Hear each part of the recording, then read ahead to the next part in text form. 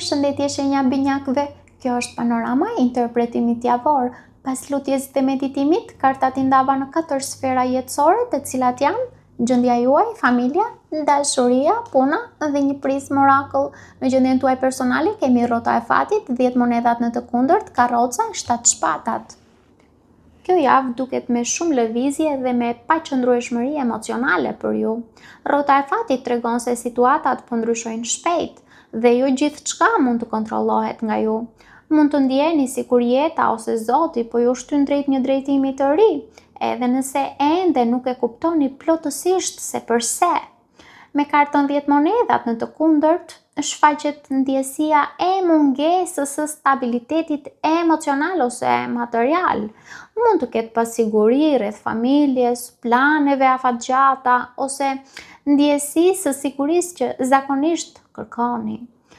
Duket sikur diçka që dukej e qëndrueshme nuk ju jep më të njëjtën qetësi.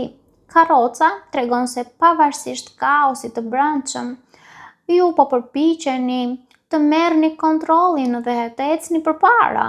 Ka vendosmëri dhe dëshirë për të mos qëndruar më në të njëjtën gjendje. Por 7 shpatat tregon se jo gjithçka po thuhet hapur. As nga të tjerët dhe ndoshta as nga ju vetë.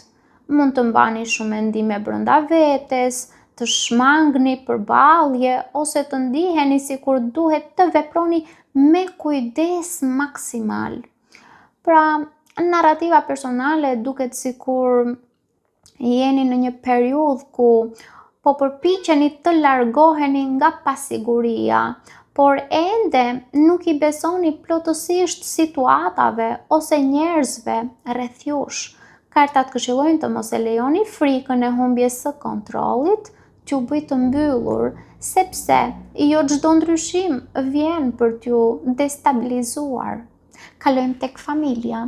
Në familje kemi Asi i kupave gjykimi, mbreti i kupave 4 monedat. Në familje, Asi i kupave flet për hapje emocionale, ndjenja të sinqerta dhe mundësi për shërim apo afrim familjar. Mund të ketë një bisedë ose situatë që rikthen ndjeshmërinë dhe lidhjen mes njerëzve. Gjykimi tregon rikthim emocionesh të vjetra, reflektim ose situata që kërkojnë sqarim përfundimtar. Një temë familjare ndoshta mund të rikthehet për t'u zgjidhur ose për t'u parë me sy tjetër. Mbreti i kupave sjell figurë emocionale të pjekur, që mund të jeni ju vetë pa dallim gjinie, ose dikush në jetën tuaj që mund të jetë partner, partnere ose ndonjë antar familje. Dikush që ndjen shumë, po përpiqet të ruaj qetësinë dhe kontrollin. Ka energji mbështetjeje dhe dëshirë për të mos lejuar konfliktet të thellohen. Megjithatë, 4 moneda tregon se ende ekziston rezervim emocional ose praktik.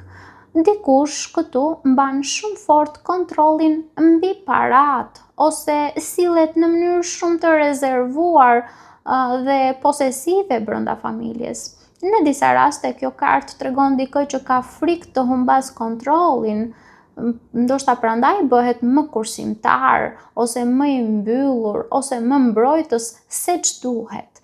Kartat këshillojnë të mos lejoni që krenaria ose frika e lëndimit të pengojë afrimin emocional. Kalojmë tek dashuria.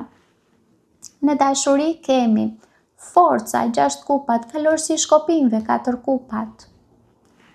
Dashuria këtë javë duket shumë e lidhur me të kaluarën dhe me emocione që ende nuk janë mbyllur plotësisht. Forca tregon përpjekje për të ruajtur kontrollin emocional dhe për të mos reaguar në mënyrë impulsive. Ju mund të mbani shumë ndjenja brenda vetes, duke u përpjekur të dukeni më të qetë se sa ndiheni realisht. 6 kupat sjell nostalgji, rikthim personash ose lidhje që kanë histori emocionale të fortë.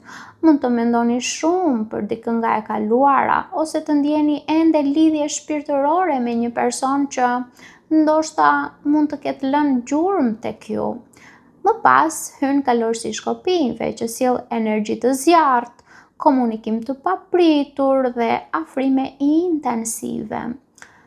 Dikush mund të afrohet me shumë pasion ose të rikthej papritur energjinë në një lidhje që ndoshta kishte ngecur, por gjithashtu kalorësi i shkopinjve është edhe energji pak e tipit të shkoj ku të shkoj, pra nuk e vret shumë mendjen. Por 4 kupat tregon lodhje emocionale ose ndjesinë se zemra ende nuk është plotësisht e hapur. Mund të ketë hezitim, mbyllje emocionale ose frikë për të investuar sërish ndjenjat. Narrativa e dashurisë duket si historiku. Zemra ende kthehet tek e kaluara, por një pjesë e juaja ka frikë të mos përfundoj sërish në zhgënjim. Ka tërheqje dhe ndjenja, por edhe një lodhje emocionale që ndoshta nuk është shëruar plotësisht. Kartat këshillojnë të mos i shtypni ndjenjat vetëm për të ruajtur kontrollin. Ndonjëherë zemra ka nevojë të përballet me të kaluarën për të kuptuar nëse duhet ta lërë apo ta jetojë ndryshe. Kalojmë tek puna. Në punë kemi perandori, 2 shkopinjt, djalli, 3 shkopinjt. Në punë duket sikur po hyni në një fazë ku ambicia dhe kontrolli bëhen shumë të forta. Perandori tregon strukturë, autoritet dhe dëshirë për të marrë drejtimin e situatave profesionale. Ju mund të ndiheni më të fokusuar tek stabiliteti dhe kontrolli mbi të ardhmen tuaj. 2 shkopinjt tregon planifikim dhe mendime për zgjerim. Mund të jeni duke menduar për ndryshim drejtimi, për ndonjë projekt të ri ose për ndonjë hap më të madh profesional. Por djalli sjell paralajmërim për presion, manipulim ose situata që ju mbajnë të lidhur nga frika apo interesi material. Mund të ndiheni të bllokuar në një ambient ose marrëdhënie pune që ju konsumon energjinë. Në fund kemi kartën me 3 shkopinjt që nënkupton se pavarësisht lodhjes ose tensionit, ju ende po shikoni drejt së ardhmes dhe po kërkoni mundësi më të mira. Kartat këshillojnë të mos sakrifikoni paqen mendore vetëm për kontroll apo siguri materiale, sepse jo çdo sukses ka vlerë nëse ju konsumon.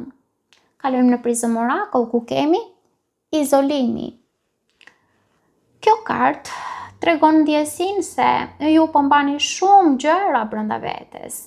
Ndoshta mund të ndiheni të vetmuar edhe kur jeni mes njerëzve, sepse jo gjithçka që po kaloni po e shprehni hapur. Paçim.